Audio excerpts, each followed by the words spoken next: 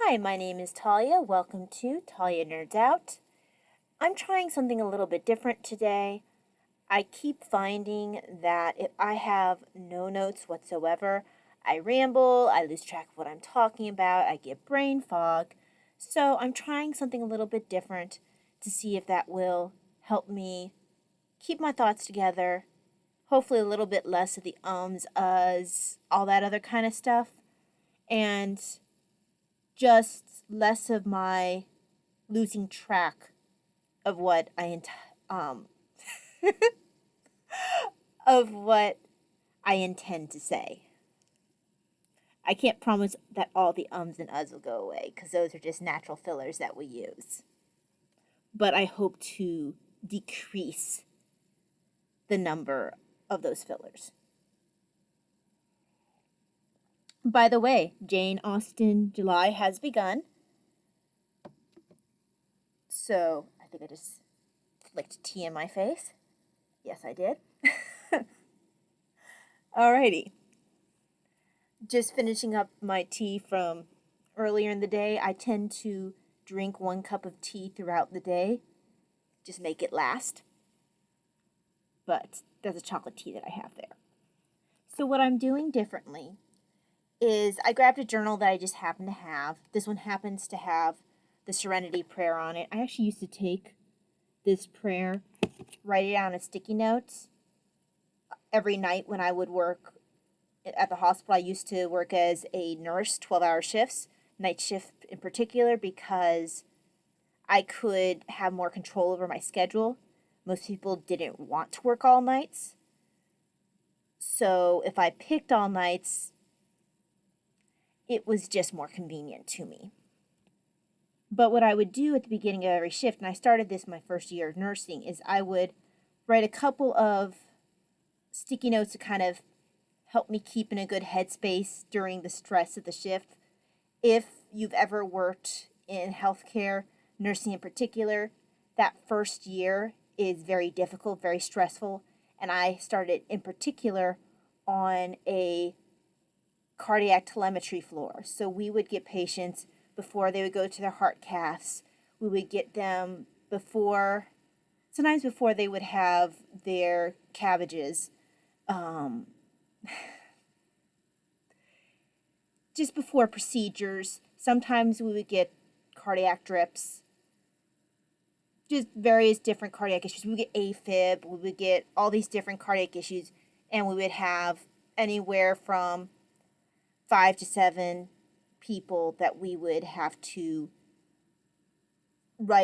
keep track of the telemetry, cardiac telemetry for, chart that. I think it was, oh heavens, it's been years since I worked that job. I think we did it at least twice a shift, if not 3 times. But regardless, because that was a very stressful job, you jump, both feet in, and you learn how to deal with people coding pretty quickly because that is reality. And I learned early on to become the recorder because you learn a lot more, you keep track. But regardless, it was stressful. I would write down the Serenity Prayer along with other things to just kind of keep me focused that, okay, God's got this shift. Okay. So I'd write this prayer out, and I would find that after a while, co-workers who come on for day shift wouldn't even ask me. They'd start taking my sticky note and putting it on their on their notes for the day. But they were keeping it for their shift. And if I was lucky, I would get it back. If I wasn't lucky, I'd have to write it out again. So it amuses me that this is actually what I happen to have on this notepad. But anyway, this was the notepad I happen to have, free. And what I decided to do is, yes, I have Goodreads, and yes, I have Storygraph. But I think it can be kind of annoying to have me looking through my phone, especially since I have a tendency when I look through my phone to look over my glasses. I don't know why I do it. It kind of defeats the purpose of having my migraine glasses on with the bright lights. But I've always done that when I've done any sort of thing that's kind of close work. I do it when I'm crafting. I do it sometimes when I'm reading, if I have trouble focusing for whatever reason, I tend to look over my glasses. And I got tired of you guys seeing the top of my head, besides which I tend to and a little bit more when I can't find things. So what I've done is, in this notepad, I am writing when I finish a book, writing the review, and then putting star rating. That also allows me to think about what I feel about the book. And then if I choose to do so, I can update after the fact my review on Goodreads and on Storygraph. So there's a couple ways that this can work for me. I will probably not have books that I am currently reading going into this notebook. This book will contain the books that I have finished. I will probably just keep just a normal notepad that'll keep track of, books that I've read in between the videos that I put out. Just that way I know what I've been reading, even if I didn't happen to finish the book that I was reading. So I'm going to start with the things that I have finished. I'm going to take a drink of water. Also take a breath. Breathing is important. One of the books that I finished since the last time that I recorded is a book that I actually needed to finish for a while. I don't know why I stopped. I think the Historathon started, and I was so focused on reading nonfiction, especially for the first quarter, that I just never got around to finishing this. And this book is East of the Sun and West of the Moon, Old Tales from the North. And I am not going to try to pronounce the last name, but it's Peter Kresten, and I'm going to show you the name. I don't know how to pronounce that O with a dash through it. I'm not sure if that's the translator. It's got to be the translator. That's the other thing I'm doing. I am putting a picture, a small sketch of whatever the cover happens to be. I didn't do a very big one of this because this was a Kindle book, and it was not one, like if you go to the Goodreads site and click on my goal, I guess it is, of the year, and you were to find this book in my goal, that's a cover that would show up. So I just used that cover. I ended up finishing it, it was in June. I have the date right here, but I started this book way back when because I had, at the time, a subscription to what eventually became Wondrium, but at the time was, I think they were calling it Great Courses Plus at that point. I had a subscription to them, and, hold on, my screen likes to randomly go out. I have a little program that'll move my mouse around, so I won't do that while I'm recording. It's just annoying. It doesn't affect the recording, but I don't want it to do it. Okay, there we go. That'll take care of that. Anyway, so while I had this Great Courses Plus subscription, there was a course that I was able to take part in for free. And this one was definitely a Great Courses one versus some of the Wondrium materials that came in later on, which I didn't like nearly as much. They tended to be, they didn't feel as scholarly, and that's actually why I opted out eventually of the Great Courses Wondrium subscription, because I didn't like a lot of the new material coming in from other sources that were not the Great Courses. I felt that the quality was poor. It felt more like some of the documentaries that you get from like the History Channel, where you question the objectivity and even the accuracy. So I just didn't want to pay for that. I would rather purchase a course and have it be mine than to have all this other junk I didn't really want to pay for. Anyway, there was a course that I partook in Great Courses Plus, which was about, I think it was about storytelling. And this lady went through and she took classic, I think they were mostly fairy tales, and she showed how you could tell stories in different ways. You could take the same classic stories, but the way to tell stories to make them interesting. It was a really great, engaging course. And I think it was called storytelling, if it's something you'd be interested in. But one of the stories that she talked about was East of the Sun and West of the Moon.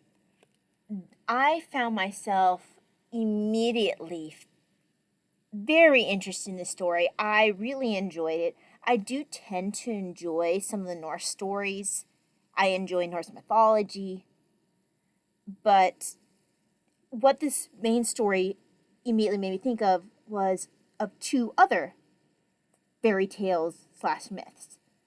The first one that made me think of was Beauty and the Beast. Now, in retrospect, it's not as much like Beauty and the Beast. Well, no. I lie. It does have aspects that are similar to Beauty and the Beast. The story that is most similar to, in spite of the aspects that are like Beauty and the Beast, the story that is most like to is the Greek myth of Eros and Psyche. I've also heard it called Cupid and Psyche. I believe Cupid is the Romanized form of Eros, which is why I'm going with the Eros translation, because I actually prefer the Greek, because when you start moving outside of that, when you start moving to the Roman, you start also losing Aphrodite as being the mother. It's whoever the Roman equivalent is, and I just I'll keep with Eros, I'll keep with Aphrodite, keep with all the traditional Greek names. It's just easier to keep track of. Besides, Aphrodite is known to be quite petty about certain things, especially when it comes to anyone who might potentially either be or appear or get praised as more beautiful than her, or if for some reason someone doesn't want to be in a romantic relationship, Aphrodite takes it very personally, and then she will also try to ruin that person's life. So basically, you gotta love because Aphrodite wants you to love, but don't you dare be prettier than Aphrodite. Anyway, this story is a good mixture of the Eros and Psyche story, which is one of my favorite of the Greek myths. It's one of the few that I like the ending of. I like the Psyche character because really nothing that happened was truly her fault. And I actually feel like Eros got a pretty good showing by the end. And so I do like that particular story. Always like Beauty and the Beast, so the combination of those two stories in a Norse setting was really cool to me. And there's just different aspects that are unique to this story that I enjoyed anyway for East of the Sun, West of the Moon. Now you're going to find that this book has a lot of trolls. It's very much of a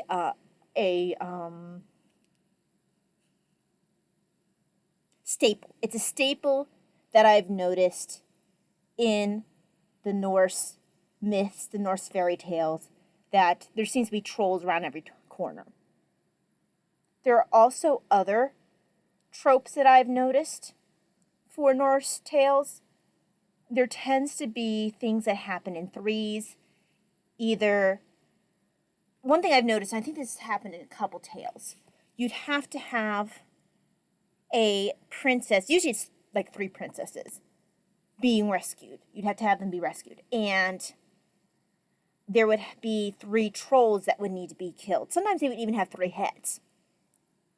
And the young man initially would not be strong enough to lift the troll's sword by himself.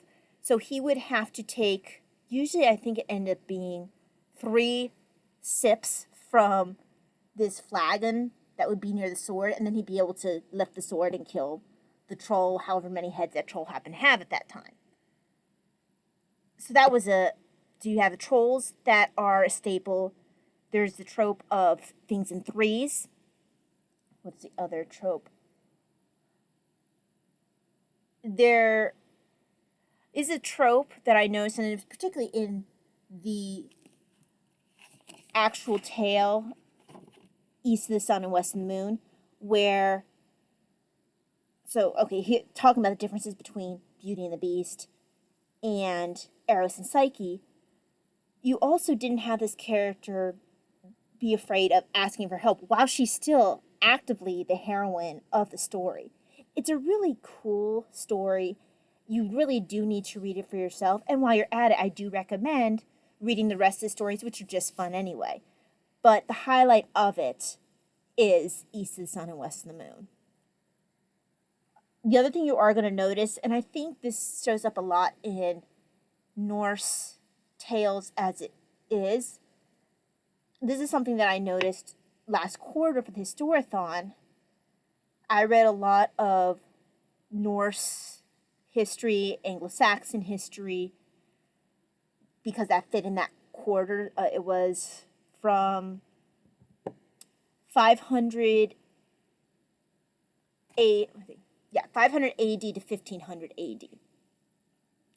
So that covered Anglo-Saxon England, it covered Viking Age. So I was reading a lot about the Vikings.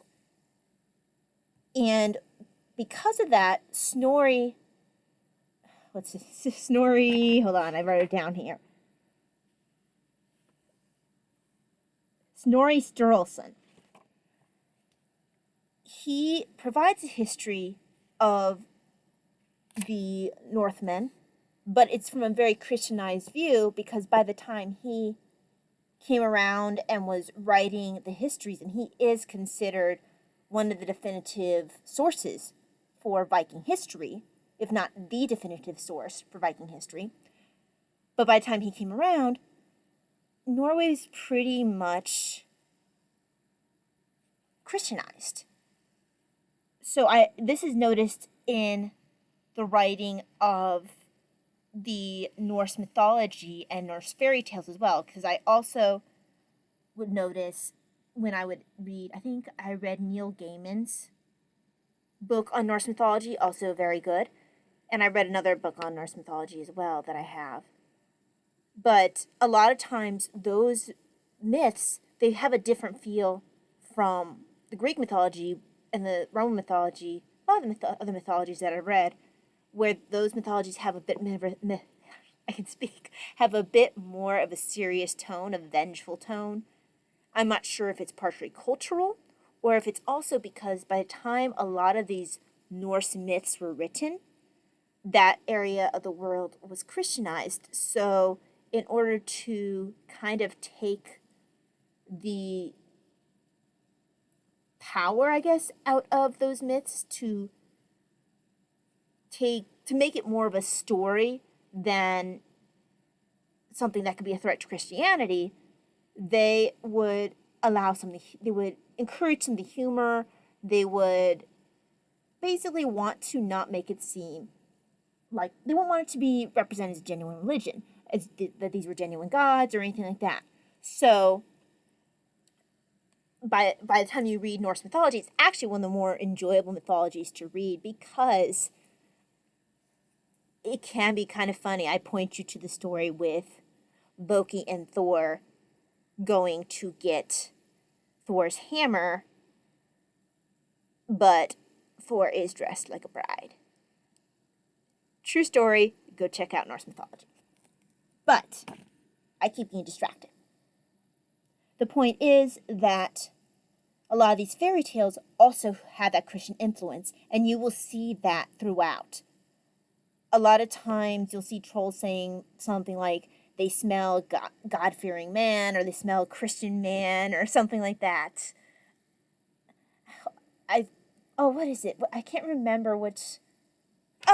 I think when you read Jack and the Beanstalk, that's not a Norse myth, but I believe they also make a reference to smelling the blood. Oh, no, it's blood of an Englishman. Never mind. Anyway, so you'll see the Christian influence that spread through the fairy tales, through to the history writing, to the actual mythology. It pretty much permeated um, permeated all the writings about Viking culture, Norse culture. But yeah, I ended up giving this book 4 stars. I would definitely recommend the titular story, East of the Sun, West of the Moon. Although, like I said, most of the stories in here are fun. And if you want to continue down the road want to continue down the road of enjoying the Norse tales, check out Norse mythology. Neil Gaiman has a good book on that. And then the next book I'm going to talk about, it's going to take me slightly out of order, but I kind of feel like it is fitting to jump ahead to this book. If you want to read something, this initially wasn't a book I thought I would enjoy, but it eventually grew on me. And this was a book I was listening to called The Last Viking, The True Story of King Harald Hardrada. And there's the cover to that.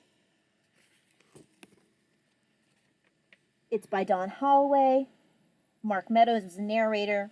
Audible audiobook. I finished it toward the end of June. Sorry, I was looking at my calendar over there.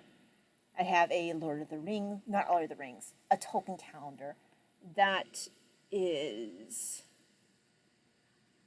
I want to say, I can't read it from over here, but I think it's where they're passing, if you watch the movie, and it's toward the, well, in the book, it takes place right before the end of the Fellowship of the Ring, where they go between those rocks where you have like the statues of the kings. You're headed out of Lothlorien and you're headed into that, well, you're about to head into the Two Towers where everyone starts separating.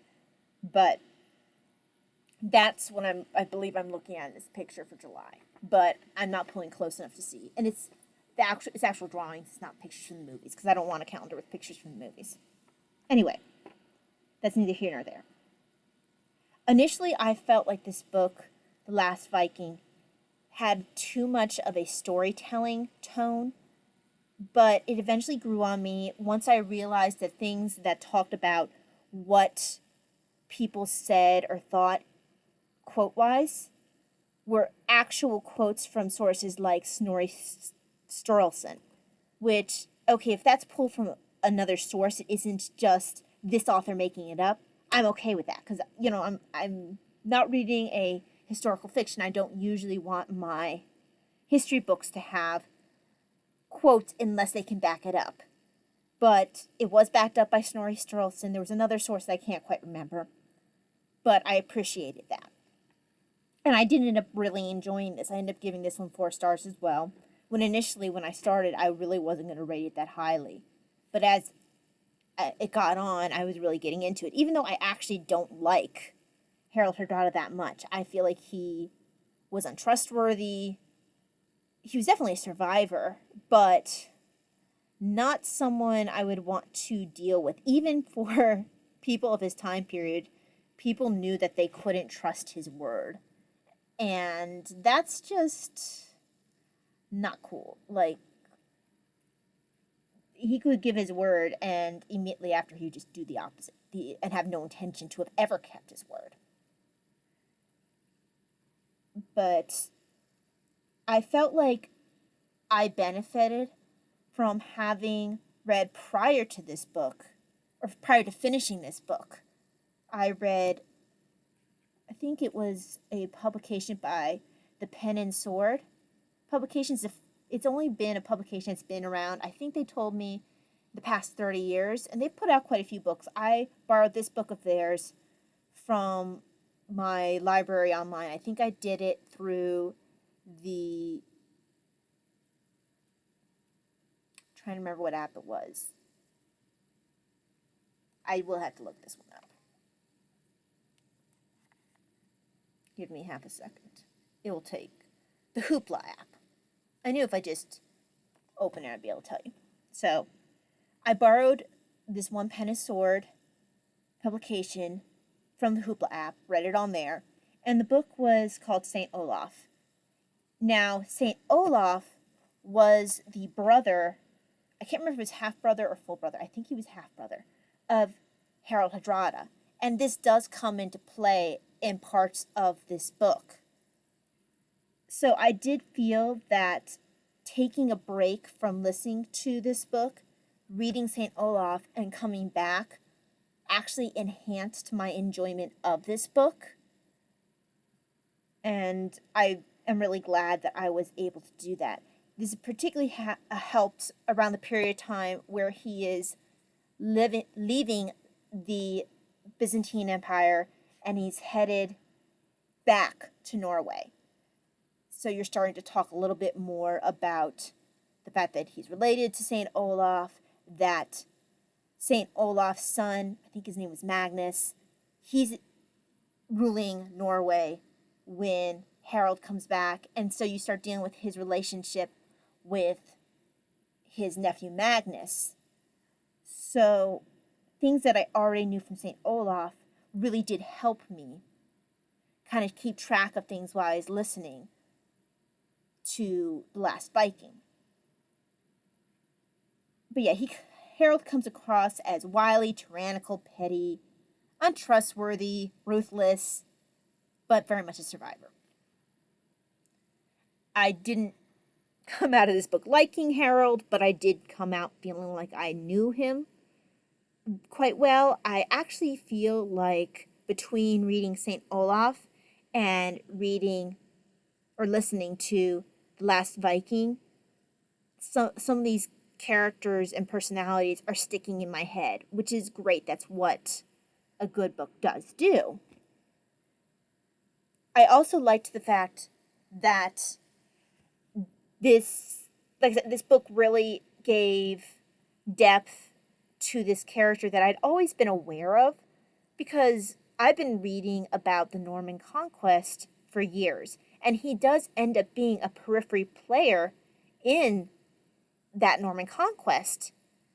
But although I'd always heard about him, I knew that there were two Harolds involved. But I really didn't know much about the one in Norway. I knew that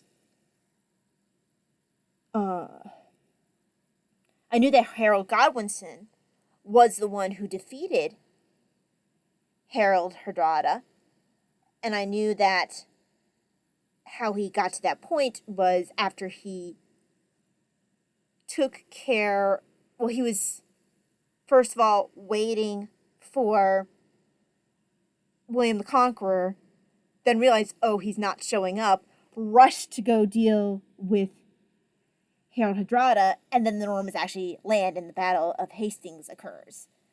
But knowing more about Harold Hardrada, then leading up to this pivotal moment, not only for him personally, but also for Harold Godwinson, because it determines really how tired his troops were, how up to dealing with William the Conqueror he was.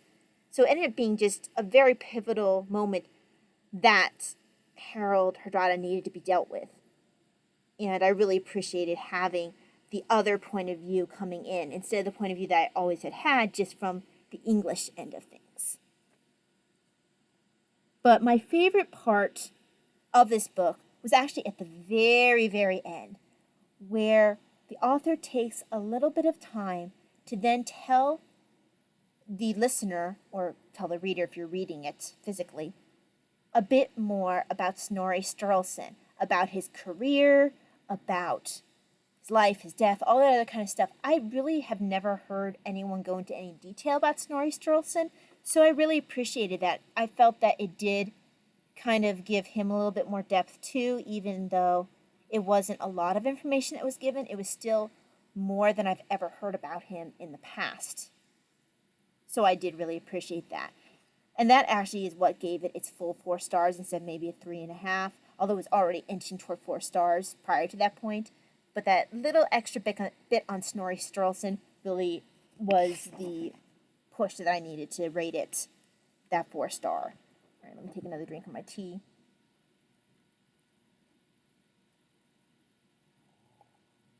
Now you're going to notice that right now there's a bit of a trend that a lot of the books I'm going to be showing / talking to you about are 4-star books. This next one was another one. I don't have the way I read it. I read this one on Kindle.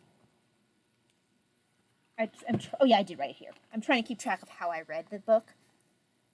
So this is one of the more detailed covers I sketched out. So this is The Kingmaker Sisters by David Baldwin. The 6 Powerful Women in the Wars of the Roses. And I finished it the end of June. This is a different way of viewing the War of the Roses than I've ever... It's different from any way that I viewed the Wars and the Roses in the past. It took the lens of seeing it through the lives of the women of the... Sorry, my brain. Give me half a second.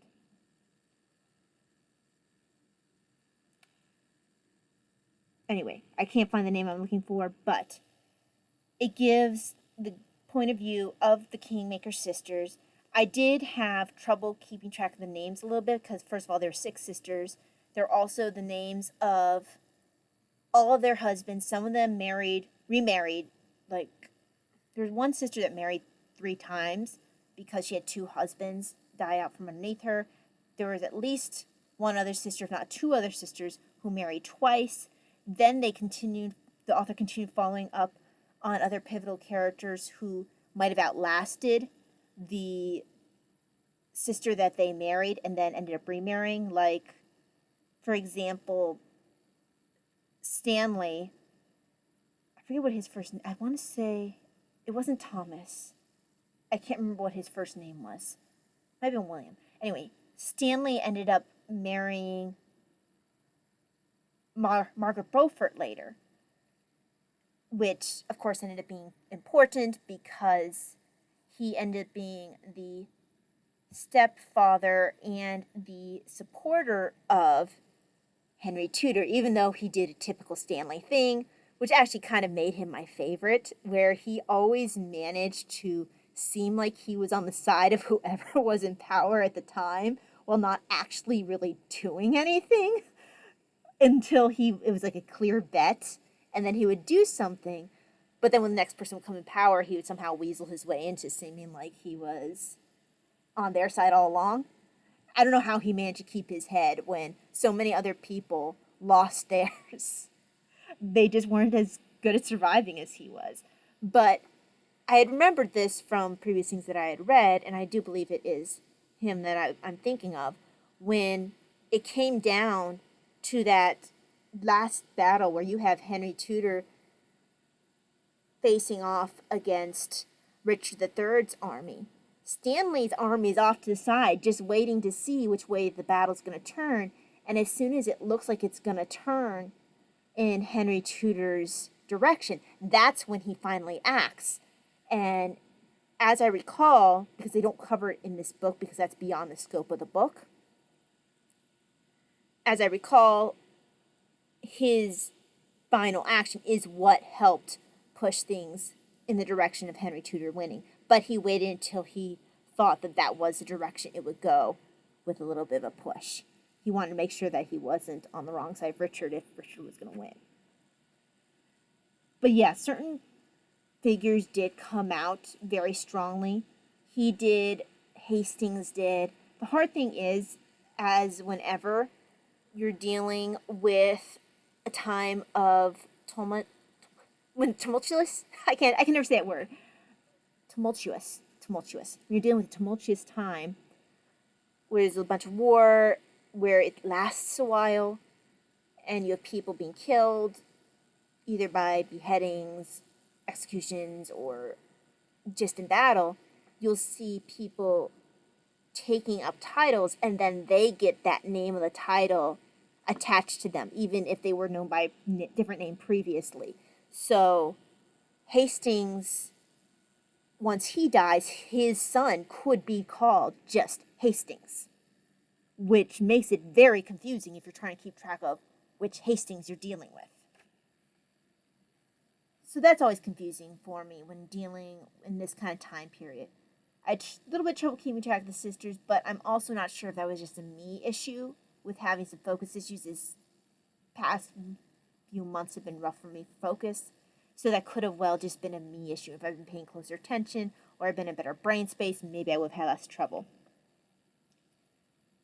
But I did find this book really enjoyable. I like that we did have access to some of the sisters' letters to get a little bit of an idea of from their mouths, or from their pen, or I guess from their scribe's pen if they didn't write themselves, but it would have been the words they wanted.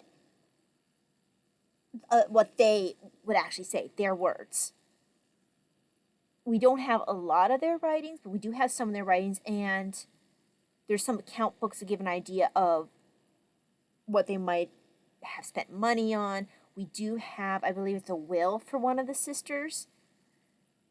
And what I did find interesting is a couple of letters that we found, and these were from sisters who might have even been on opposite sides of the war, and I seem to remember they were. They were both writing to the same man. His last name was Paston, and I actually have a book on his family that's behind my computer that I'll hopefully get a chance to read next quarter, for the second quarter for the Historathon. It's dealing with the Paston family, and they wrote a lot of letters.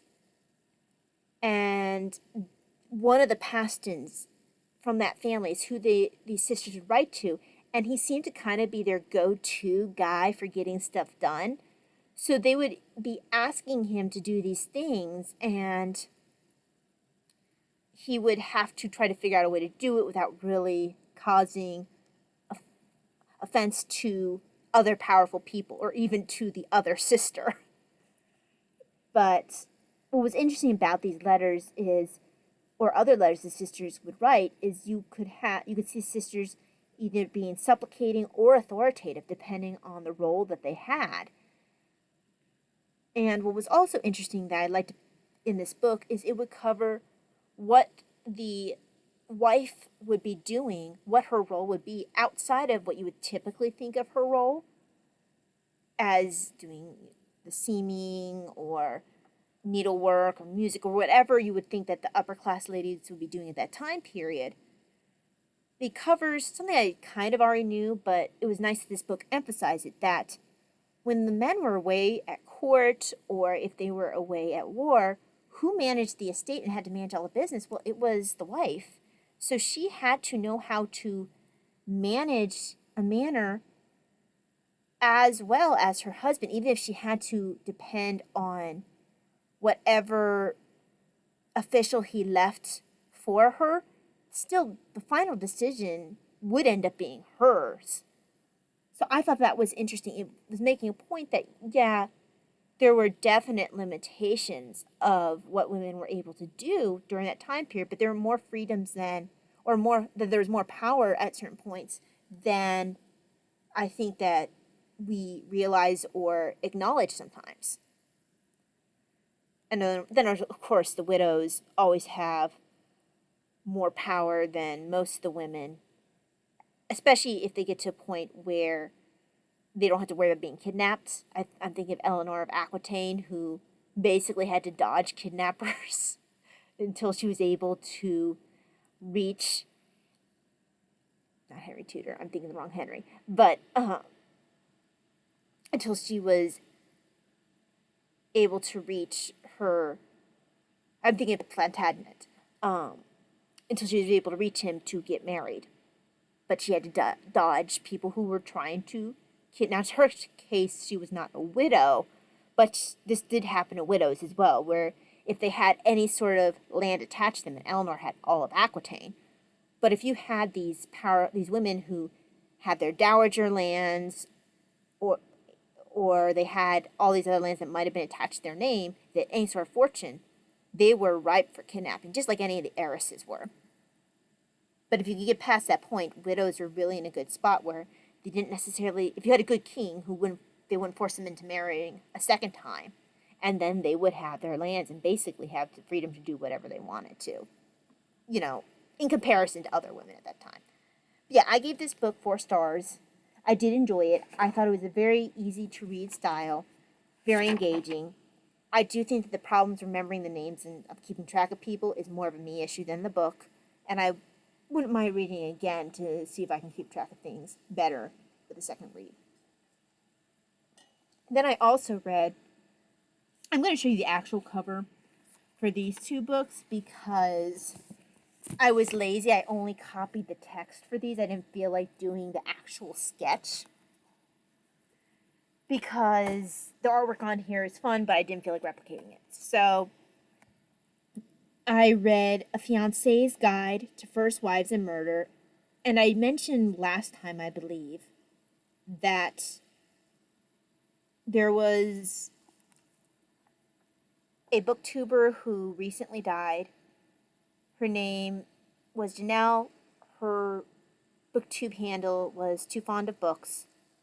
And there was a short Janelle-a-thon where people were going to be reading books that made them think of Janelle. And that ended on July 3rd. I did manage to get 2 books in. Janelle had introduced me to this series. The series is the Countess of Harley mystery series. The author is still writing books for this series. It's a really fun series. I usually am able to finish one of these in a sitting. I try to space them out usually because I like to save them for a day where I just need a comfort read, because that's what these books are for me, are comfort reads. So this one is A Fiancé's Guide to First Wives and Murder. These books are usually automatically a 5-star book for me. And there's not a whole lot to say about this other than that I really enjoy her books. I really enjoy her characters. That unless she does something terribly wrong, that's not going to change for me. And the artwork is always fun on these books. So I really enjoyed this. I'm going to put this over here. There we go. And then I actually ended up finishing this early in the morning on the 4th. But gotta keep track of time. This is A Bride's Guide to Marriage and Murder. And this was a pre-order for this year, as was the next book in the series, which I haven't started yet. For whatever reason, I can only get the Newlyweds Guide to, I think it says Fortune and Murder. Yeah, Fortune and Murder. I can only get that one hardcover for whatever reason, when all my other ones are paperback. And I kept checking to see if they would come out with a paperback version, but they didn't. So I don't know why they only released that hardcover or Kindle. But this one's A Bride's Guide to Marriage and Murder. I actually guessed who the murderer was before the end for this one. And I don't usually, honestly, I don't usually try that hard to figure out. It's just the experience for me. But this one, I actually tried a little bit, and I was able to guess this time around, which did make me happy. Usually I will kind of guess to myself, but I won't make a huge effort into trying to figure it out, which is probably why I don't usually figure it out. But I was pretty happy I figured it out this time. Yeah, I'm just making sure I didn't have anything else written down for this. It was another 5-star book for me. Actually, that was the only other thing that I had written down. So these are the 2 books that I finished for the Janelle-a-thon. And I have one more that I'll read, but I'll wait it till later on. I don't know if the Janelle-a-thon will become an annual thing or if it's just going to be this one time. I don't know, but I really did appreciate that this was something that a couple of other booktubers started up. I know that her husband mentioned that he really appreciated it, and I was glad that they did this. It was a good way to remember Janelle. I think she would have appreciated that too. Stay there. You're not going to stay there. All right, let me put this on top of my knitting. There we go. So the other one, I will flip the book as well, but I actually made an effort to sketch out the cover for this one for Word Horde. Yeah, that was about it. After I did that, I'm like, yeah, I'm not doing the effort for the 2 Countess of Harley books. I went through way too much effort for Word Horde. So here's Word Horde. I made a I tagged a bunch of things in here because there was a lot of interesting stuff in here. So, Word Horror Daily Life in Old English by Hannah Vidine. Hannah Vidine? Anyway. Initially, this book seemed to start out slow to me. I don't know if it was just where I was at that point in my head, but I had trouble really getting into it at the beginning. But at a certain point, it just really started going for me, and I really started getting into it and really enjoying it. So I'm glad that I didn't just stop reading when it didn't immediately catch my fancy, because I really wanted to like this book, and I did end up really liking it. I ended up giving this 3.5 stars, and that's not a bad rating, because you think about it, like 3 is good, 4 is very good, and then like 5 is absolutely excellent. So not everything can be a 4 and a 5. I don't like to rate things if something's a 2 or 1, it's pretty bad. But not everything's going to be 4 or 5. This was good. It, like I said, it took a while to heat up for me. But once it did, I really enjoyed it. I can see myself referencing back to this again in the future. I enjoyed when they would tie words to Tolkien and show where he got his influence. They showed where he had influence for words like Mordor, orcs. Oh, Theoden, which literally means, hold on. Oh, I don't have it here. I want to say it was like something king, but I don't have it. I don't remember exactly where it was in the book either. If I can find it quickly, I will tell you, but if I can't find it quickly, I'm not going to be worried about it.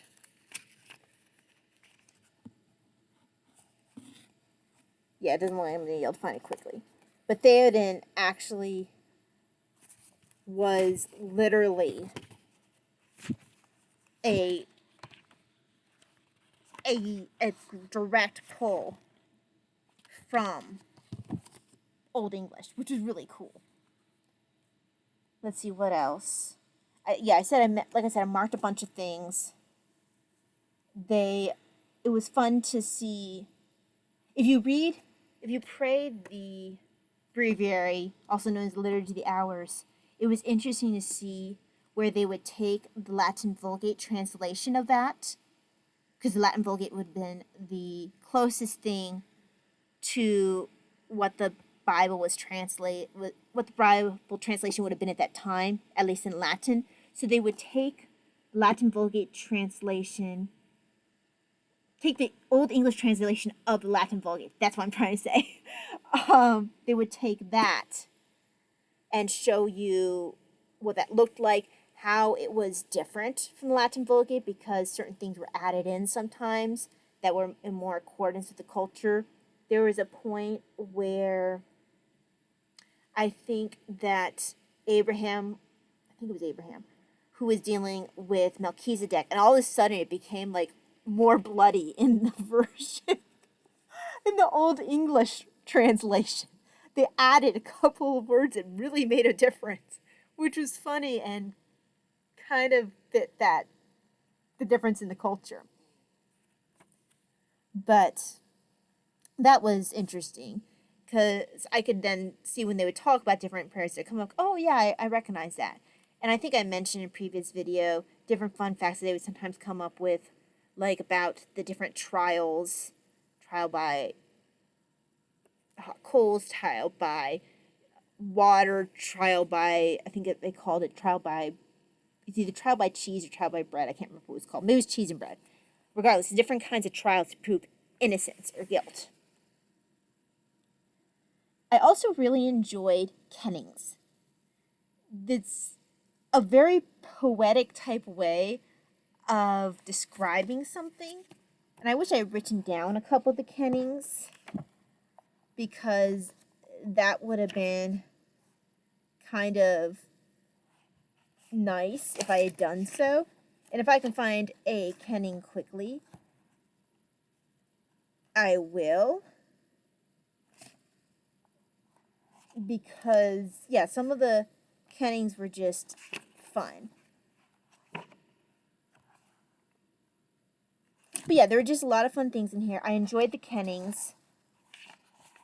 And yeah, I would just recommend looking through this book. Now, I did have one issue with this book.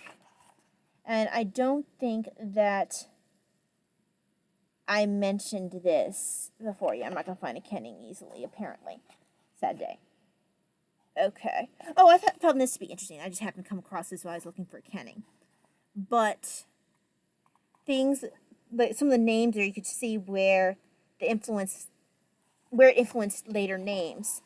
Like Godric was God Power, or Godwin, Godfriend, which is interesting because you have people like the Godwinsons who became such of an issue later on.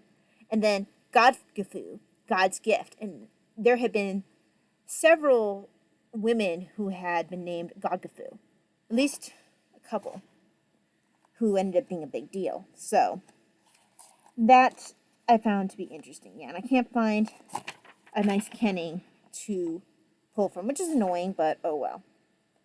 But one of the things that did kind of annoy me, and it's on page 147, this is honestly what knocked it down half a star for me, is, I think I mentioned this in a previous video, I hate it when a book, any book, says that something is indisputable. Let me decide whether or not something is indisputable. Because, or if something is strongly true, or whatever, most likely true, or whatever, because something can usually be disputed by somebody. Yes, there are some things that you can probably say are, pretty, sun is hot. Sun is hot. I mean, you go and we're somehow able to go and touch the sun is hot.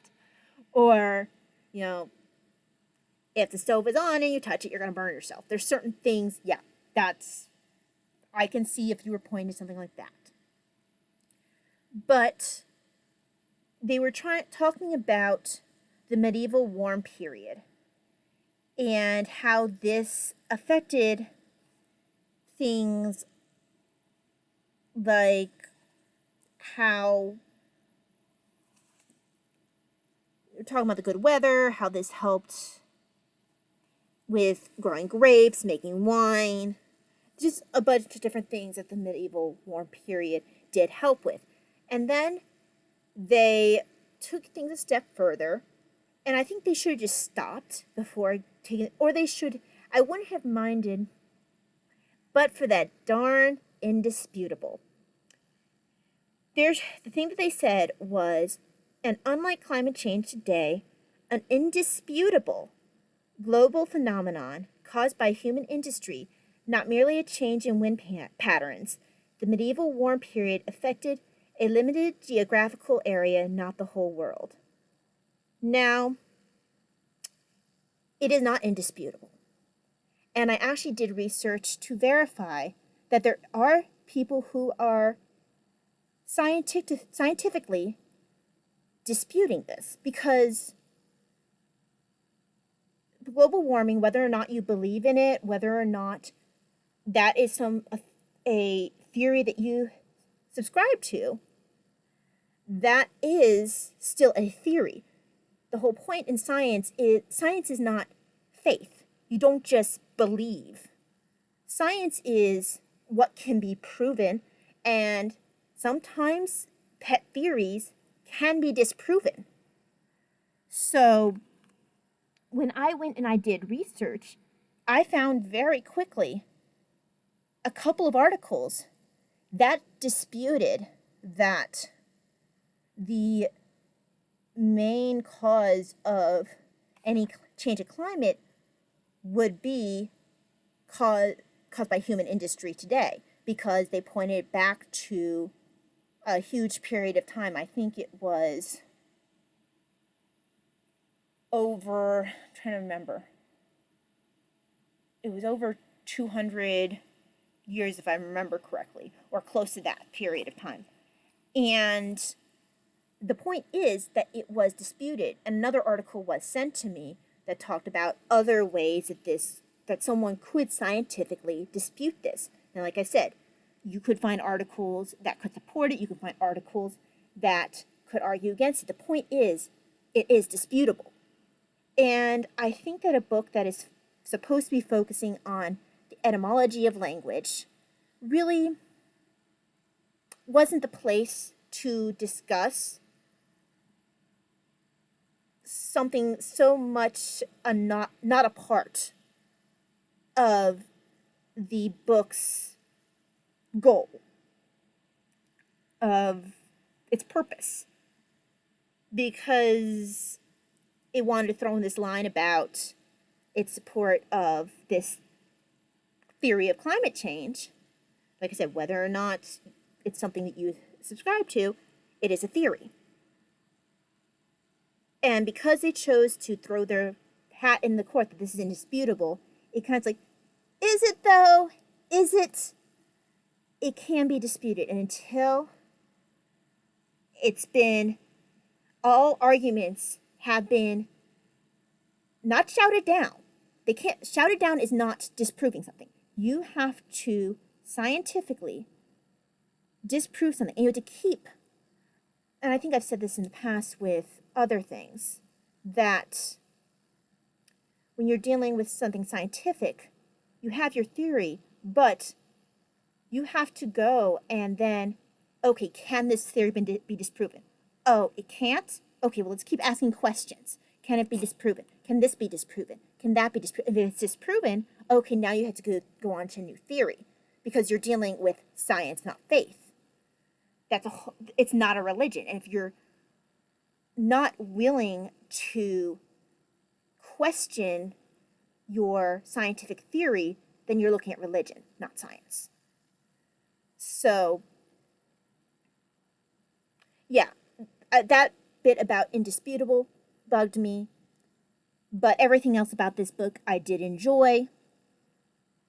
But anyone who's watched my YouTube in the past does know that I do take issue when authors will use terms like indisputable, or if they will take this hard line without sufficiently proving what they're stating. So, yes, that was something I just didn't feel was properly there. I always feel that to be lazy scholarship, and it just wasn't where this belonged. But yeah, otherwise, enjoyable book. I will be looking through it again in the future, just because it's a fun reference book. What else? Oh, the last book I finished during this period, I actually have been flipping back and forth between listening to it and reading it based on wherever I happen to be. And I started this last year with a library book on, I think I did this one. I didn't do this one on Hoopla. I don't think it was available on Hoopla. I did this one on Libby. So I borrowed this on Libby, realized I was not going to finish it in time before it would not be available to me anymore. I think there was someone waiting for it behind me. But I ended up purchasing the book because I wanted to finish it, and it's Washington a Life by Ron Chernow. And I did more work than I intended to on representing that cover. So mostly did the Audible book. I ended up finishing this on July 4th, which was awesome. This book I really enjoyed it. I think I did actually give it 5 stars. Yeah, I did. I thought that this author did an excellent job of being balanced. He didn't represent Washington as being a complete saint, but he also didn't downplay his role and demonize him either, which I do feel sometimes when we look back some authors are tempted to look back with modern eyes and to completely castigate or tear down someone from the past because they don't live up to our current standards, or they don't value things the same way, or because the cultural climate wasn't the same. And I have this hair that's like driving me insane. Okay, whatever. It's going to continue driving me insane, apparently. Can I go off to the side? Whatever. Okay. Anyway, so Chernow presented a very human, very flawed Washington, but didn't play down his greatness, his achievement, or his impact. I liked the fact that he presented how Washington was usually pretty far-seeing, and how he had a huge impact in forming and, for the most part, stabilizing. There were other things outside of his control that kept him from stabilizing the nation to the same extent that he wanted to, but he really got the country to a point that when he left office, it was able to continue beyond his presidency, which, if he hadn't been the first president, I'm not sure that it would have, because he tried really hard to be nonpartisan as much as he could. Which, if you had Jefferson as the first president, Hamilton as the first president, Monroe, Adams, I think there would have been a concern about whether or not the country would have lasted past those first 8 years, first 8 years, because they were so partisan that I think that you could have possibly had the country break in two a lot earlier than the Civil War. Now, naturally, some of the division that you saw, now, there were other issues, but one of the big issues was the slavery issue. The other issues were the French versus English. Jefferson and Madison were very troublingly very pro-French Revolution, refused to even acknowledge the horrific violence of that particular revolution, how far out of hand that it got. They were very blindly pro-French Revolution and pro-French alliance, even though the French Revolution took down the monarchy that supported the American Revolution. And they were like, oh, we owe France. Well, you kind of let the French king and queen get killed, and they were the ones who helped, get your revolution funded, so you kind of didn't repay the people you owed. And also, they talk about how the fact that Lafayette suffered a lot from the French Revolution as well. I do have a book I want to read at some point more about Lafayette and his relationship with George Washington. They had a very good relationship.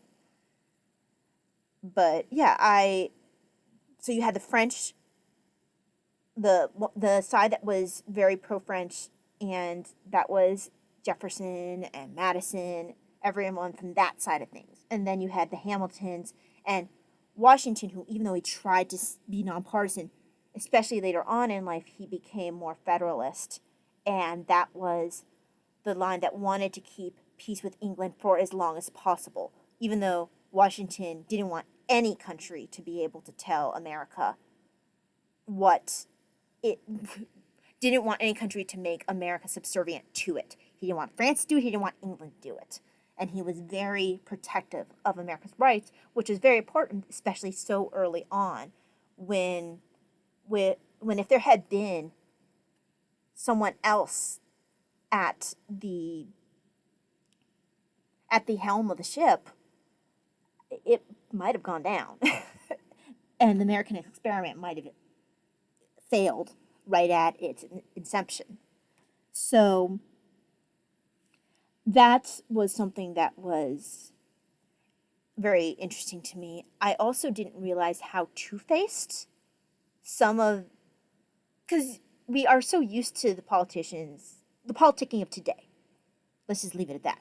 But I didn't realize that, I mean, I knew that Jefferson and Hamilton could be quite fierce towards each other, but I didn't realize how two-faced Jefferson and Madison were towards Washington. It was actually really troubling to me because they would say one thing to his face and then they would say another thing behind his back. And they really came across as snakes. And it left a nasty taste in my mouth. And they actively promoted papers that just slandered Washington all throughout his time in office. And to give Washington credit, while he was in office, he didn't try to tear down free press. He just bit his tongue and let them say whatever in the press because he felt like it was so important to have a free press, which was really quite laudable of him because he did get absolutely abused, especially his second term, by a newspaper that Jefferson and Madison had a huge part in bringing about and in feeding with anti-Washington rhetoric. So it was really troubling. It was also kind of annoying to see how Jefferson at first would try to actually kind of act like Washington didn't have a brain of his own. Like, basically Hamilton was like the puppet master and Washington just like, it's just like, really? But toward the end, like, the press was trying to tear down Washington's record as a commander. They tried to tear down his character. They really tried to tear down his whole legacy, which was really, it was nothing I'd ever heard. And I mean, it was really kind of awful. The abuse he dealt with, especially his second term in office, and he didn't want to go for a second term. Jefferson was one of the people who pushed him into going into second term, and then he was a big part of encouraging the abuse towards him. So it was just like, it was really awful. And then, of course, Jefferson also went and retired, which was like, okay, that's a jerk move. Encourage Washington to continue when he wants to retire, but you go ahead and retire to Monticello. Thanks, man. So, yeah, Washington, that last term was very rough, especially with the French-English issue going on there. But then there was also the struggle Washington had throughout his life of being attracted by the abolitionist movement, but not yet being at the point where he found himself able to, or considered himself able to take the step that he really wanted, or that it was really, he was a strange dichotomy on the slavery issue because he acknowledged that slavery needed to end. But he also didn't feel like he could run not Valley Forge. Wow, my brain's not working. He really didn't feel like he could run Mount Vernon without the slaves. Although by the end of his life, actually, by the time he left office, he never ended up picking up any other slaves. But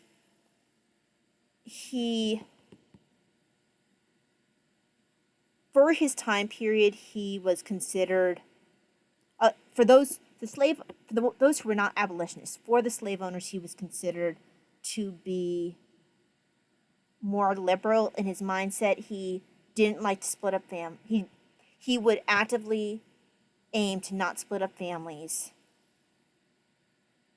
And that's also why he had, towards the end, he began to see, okay, besides the fact that, you know, if we fought for freedom, America shouldn't really be owning people, he also was beginning to see how Mount Vernon was actually bleeding money on slaves. First of all, because he had so many people who were unable to work, either because they were elderly or because they were children, because he wasn't splitting up families or selling off people who weren't able to work.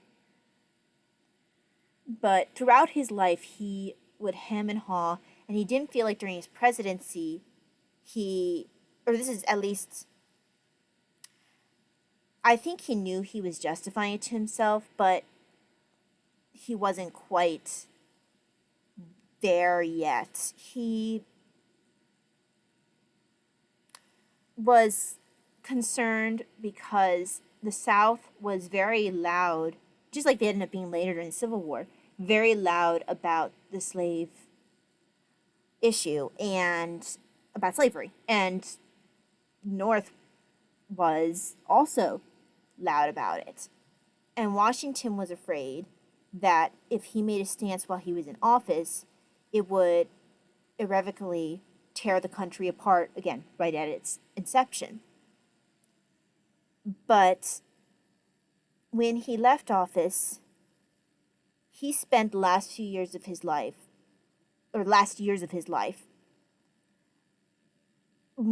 pulling this question, really thinking about this question and just considering it. And what he ended up doing was, initially in his will, he had planned to release all the slaves that he personally owned upon his death, because he had no control over Martha's dower slaves. Martha didn't have control over her dower slaves. Those were the ones that I guess were supposed to pass through the family, and based on law, they couldn't just release them. I want to say there was something that if they released them, they had to pay back the estate, but Washington didn't have that money. Washington actually was not doing well financially, especially since he had been in office. Well, first there was the war, and then after the war, he was a president. So there's a huge period of time where he wasn't at Mount Vernon, and he just was never able to get Mount Vernon going the way he wanted it to. So he never had the money that he wanted, and he was constantly living outside of his means anyway. But suffice to say, he would not have had the funds to pay back the Custis, I think it's Custis estate, that's Martha's family's estate. So they wouldn't have had the money to pay that back, unfortunately. And there were a few dower slaves that did run away after he left the presidency and after he passed. But he ended up with his last will, and he didn't show anyone this. He drafted this on his own. I think he was afraid people would try to talk him out of it. He ended up writing in his will that upon Martha's death, and I think he also knew Martha wasn't going to necessarily last much longer than he was, because she was also older, but he had, after her death, his slaves would be released. The only one who would be released immediately upon his death, for sure, was Billy Lee. And Billy Lee is a person who comes up throughout the book.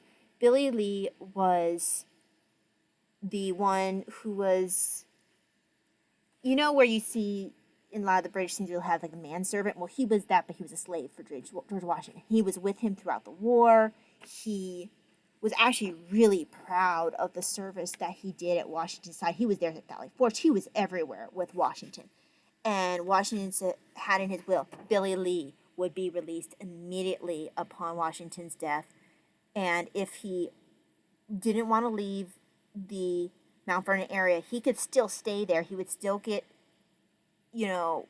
stipend. He would still get whatever, but he would be free. Because Billy Lee was also lame. I'm not sure if it was a result of the war that he became lame or what it was, but Billy Lee did choose, even after he became free, to stay by Mount Vernon. And from what I understand from the book is that he anyone who would listen, he would tell them war stories because he was so proud of his service to George Washington during the war, because he considered himself to have basically fought during the Revolutionary War. But yeah, Billy Lee got freed right away. And even though that would, you know, I can see where people will say definitely like, oh, it was, why didn't he do it right away? Why did he wait? Why? But George Washington did take a step that for a lot of people, for a plantation owner in Virginia, that was a huge step. And none of the other founding fathers who were slave owners followed him in that huge step. It was just Washington. Because Washington throughout his life was having conversations with people, working through his mind, like what he wanted to do about the slavery issue, about what was the right thing to do, because he also had, which was common during that time period, that very paternalistic view of whether or not the slaves would be able to manage afterwards.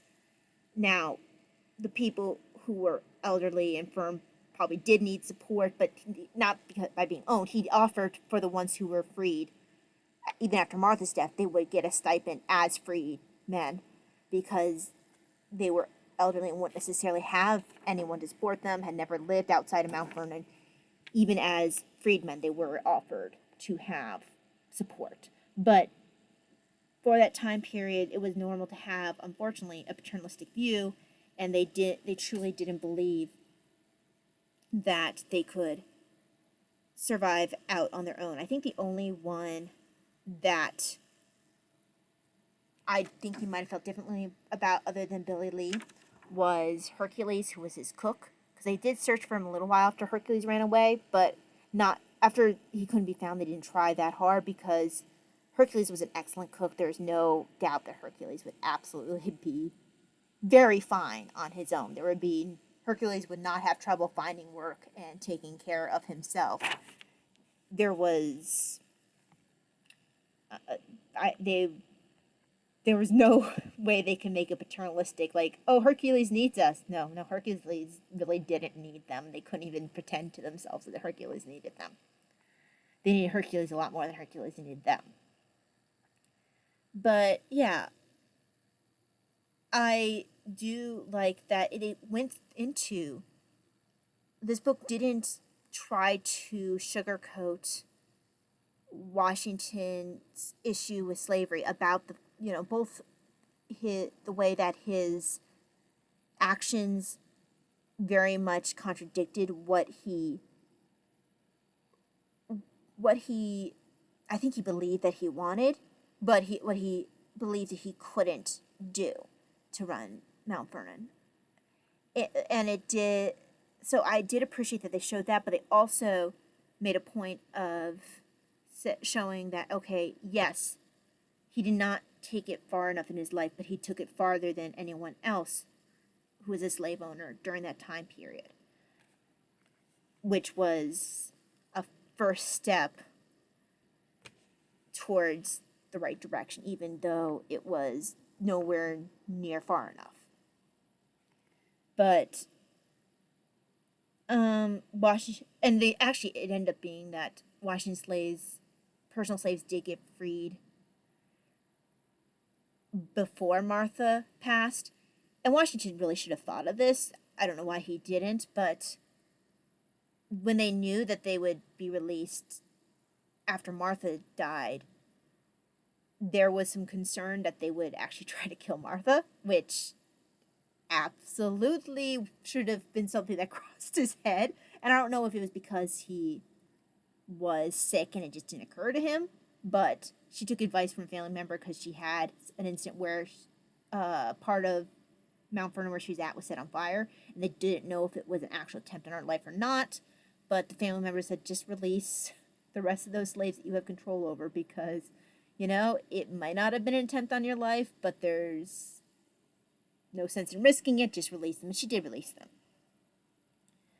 But I I thought this book did a good job of presenting a complex Washington with warts and all, but also not downplaying the benefits he presented for the country, for what he did to building the country,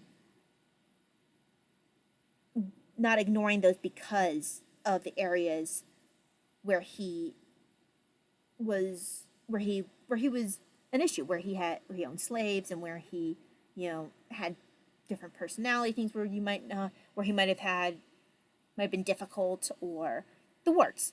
They didn't let his faults just completely negate everything that he had done. The author did a very good job of giving a balanced view. They showed him as a complex man. They showed how he's worried about his legacy, but how he was very much affected by both harsh criticism, but also the adulation really bothered him.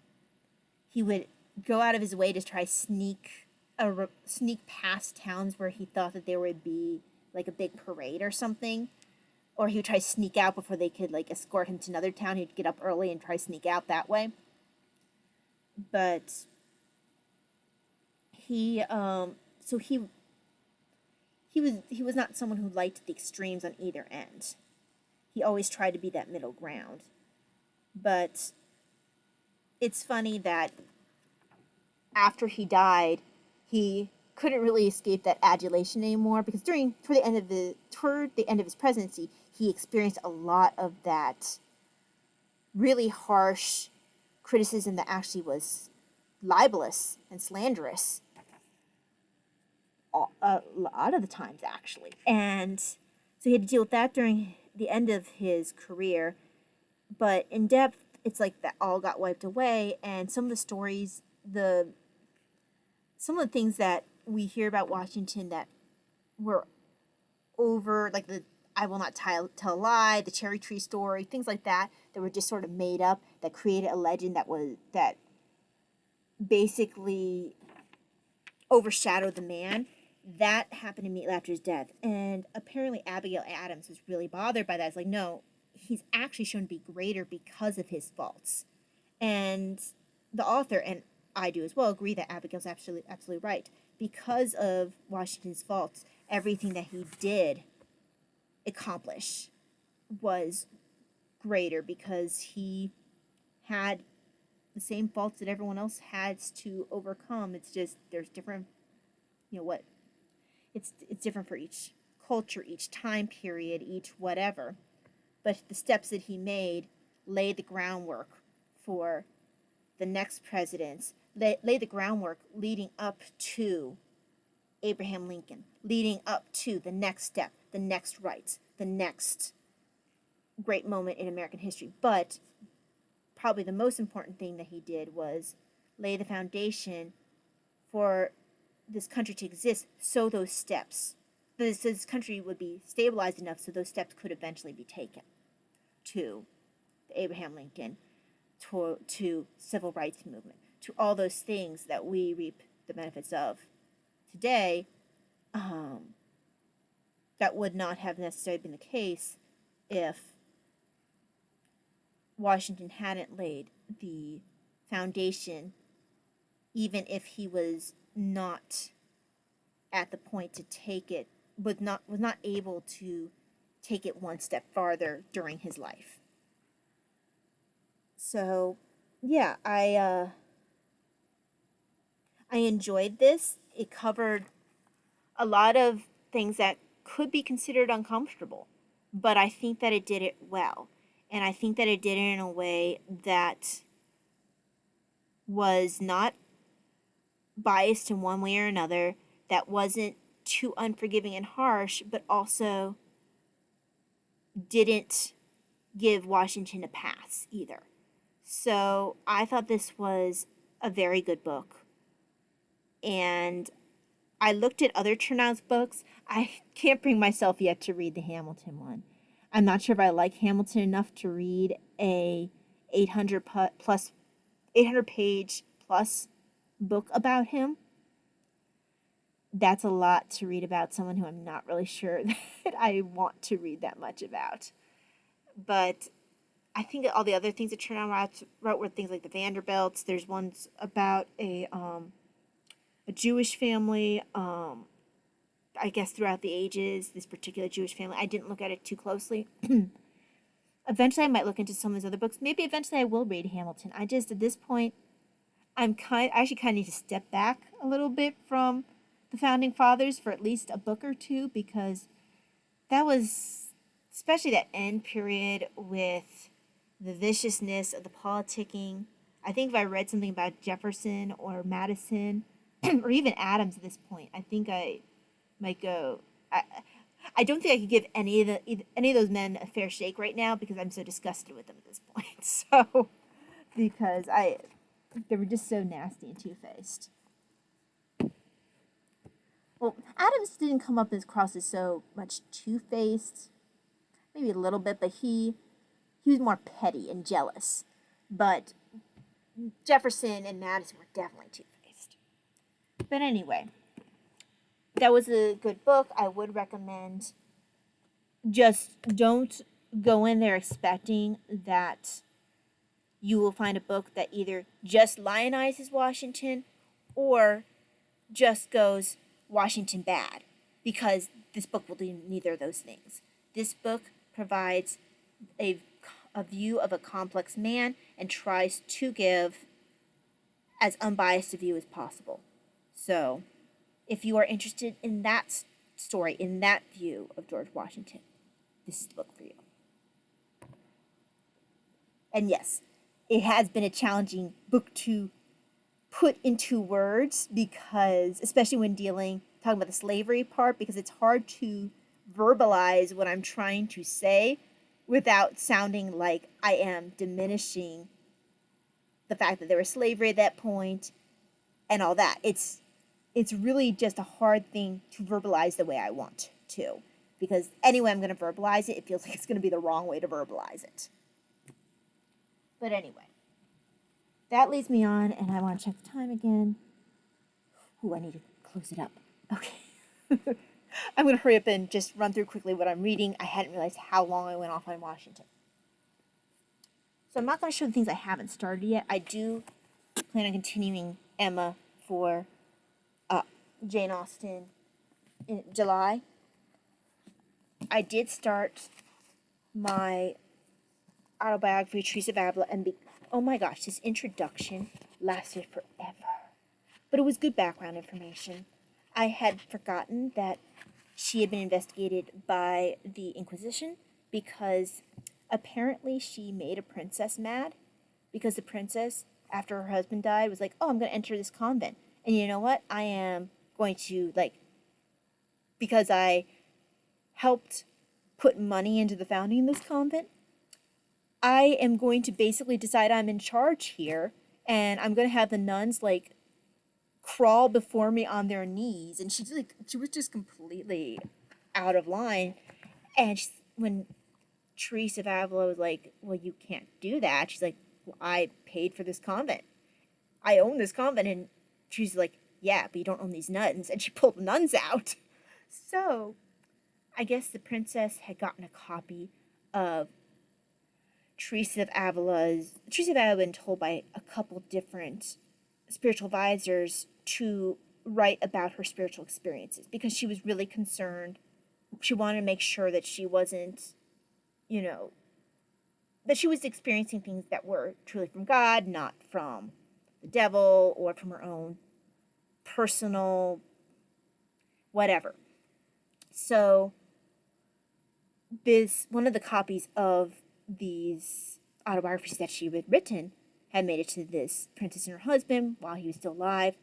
But after the princess's husband's death, and when there was this issue about the convent, the princess, in a fit of spite, turned the document over to the Inquisition and basically tried to get Teresa of Avila in trouble with the Inquisition. Now, she was fine, but it was a really spiteful move, and it was interesting to have that in the beginning with the introduction. But I'm just a little bit in. It's her giving information about her early life before she ever entered the convent. So, very early on. It's an easy read. Now, this is in English. I don't read Spanish other than, like, I can kind of get the idea sometimes, but I don't speak Spanish in spite of family background in that area. And I can get context sometimes, but this is not something I would want to read in the original Spanish. I'm happy to have an English translation. It happens to be, because this is the way I was able to get it, it was a large print copy, which I'm happy about because then I don't have to have eye strain. But the last one I'm going to talk about, the last two I'm going to talk about before I really do have to sign off because it's a lot later than I intended. Pastimes and Pleasures in the Time of Jane Austen. And this is nice. I'm not too far along, but they'll talk about different things in the culture of that time period, but they show these gorgeous outfits. And when they would wear these outfits. Here's this lovely library. I'm not very far along, but I will keep showing things as I move along. I do like this sketching outfit. But yeah, they had outfits for like all these random different things. And that's why they had, like, they changed clothes like 20 times a day. But it's a thin book. It's going to be a nice light read, especially after the George Washington book, where at the end it was really quite uncomfortable. But yeah. The last book I am going to talk about is one that I'm reading on my Kindle Paperwhite, and I just want to pull it up so I can tell you the title. It's Inside the Tudor Court, and it's Henry VIII and his 6 wives through the writings of the Spanish ambassador Eustace Chapuis. Now, I didn't realize it, but Eustace Chapuis was actually not Spanish himself. He was a Savoyard, and that's part of why he got sent. He had ended up, through just a series of events, he ended up working eventually for the Spanish king / Holy Roman Emperor. And he got sent because the previous Spanish ambassador had been put under house arrest for being Spanish because they were England at that point was having issues with Spain. And so they kept that previous Spanish ambassador separate from Catherine of Aragon. And it had against other Spaniards in that household as well. So when they pulled that Spanish ambassador out, they're like, well, let's put Chapuis in there because he's not actually Spanish, he's Savoyard. And he spoke, I think his original language is French, but he also spoke Latin, because he did speak Latin at that point, as something that people in the court just spoke, and most courts spoke French as well. And he had learned, I think they said in 4 years, he had become fluent in Spanish. And they do believe, and they talk about how there'll be authors who will try to discredit Chapuis, because a lot of people who do seem to discredit Chapuis do seem to be the ones who don't like his stance, like on Anne Boleyn, and some of the other things. They try to discredit him. But they try to say, oh, well, he didn't speak English. Well, for one thing, the man was gifted in languages. And there is some evidence to show, and I haven't gotten too far, but there's some evidence to show that he spoke English better than he let on to the court, which makes sense. He was actually a very crafty man. I'm 12% in, but I can gather even this early on that he was a very crafty man. He was clever in how he used his staff. He had spies. He had a cipher when writing to his boss. He didn't just keep track. He wasn't just there for the Catherine of Aragon issue, even though that did become a big part of what he had to deal with. He also was keeping track of things like English exports, English imports. What's the English Navy look like? I mean, the man was an ambassador, but he was also a spy. And just talking about how he would gather his information, besides the fact that, he probably spoke better English than they realized and understood English better than they realized, just how he would have people in his employ, how he would keep those people secret, and even maybe from each other. and how he had like a Fleming, I think it was like a manservant or something, who they didn't know spoke English and understood English very well. And he was always there, Chapoy. So another person that they just didn't know was constantly listening and keeping an eye on things, that knew what was going on a lot better than they realized. But they're talking a little bit about how Chapoy knew how to actually kind of talk to Henry VIII and get more out of Henry than he realized. He knew how to work around Henry. And he'd gotten some advice from Catherine, but I'm really enjoying so far. This is a different view of the Tudor court than I'm used to getting. I've heard Chapoy used as a source before, but to see it really from his point of view and then also looking at him is very interesting. So I am enjoying it. It sounds like he was a very well-educated man. I didn't realize he had clerical training.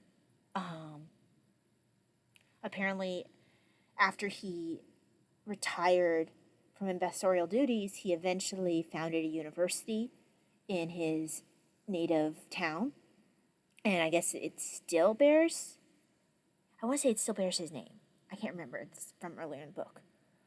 But I do look forward to continuing this book. It is rather good so far. What was I going to say? I feel like I had another thing I wanted to say about Chapoy. Oh, that was the other thing. They made a point in this book, like, people were like, oh, he's biased, he's this, he's that. He's like, okay, he might have had views about Anne Boleyn. Actually, it sounds like he gave a fairly positive review, actually, about Anne's father and a couple of other family members, about his first impressions. So something that people didn't give him credit for. Actually, apparently he was afraid that they would be automatically hostile towards him.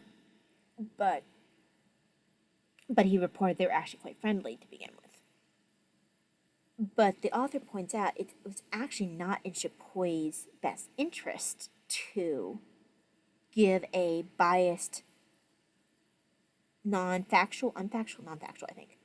Factual. Anyway, it was not in his best interest to give a biased report not based on fact to his employer, because the employer would be making decisions for the country, for his kingdom, based on Chapoy's reports. So if Chapoy was inaccurate, it could not only make his boss unhappy, it could affect the rest of Chapoy's career, because he could then be seen as a political liability, and he might have trouble getting work in the future because he would be considered untrustworthy. So I thought that was interesting and gave more credence to, at least when Chapoy would pass along information, this was to the best of his knowledge, factual. And from what I understand, I haven't gone terribly far, but he would also give enough evidence of who the sources were to say, like, no, this is reputable. So I thought that was interesting. I look forward to continuing this. But it is very early in the morning now. I should be getting off, because about the time I head to bed, my other family members get up, and I really don't want to still be recording when they come down, because I usually try to be in bed by the time they wake up. So I hope that you enjoyed this. I do think writing things down helped. I did kind of go on longer about George Washington than I intended, but I hope that you don't find that too boring. Thank you very much for joining me here today for Telling Nerds Out, and I look forward to seeing you next time. God bless. Bye.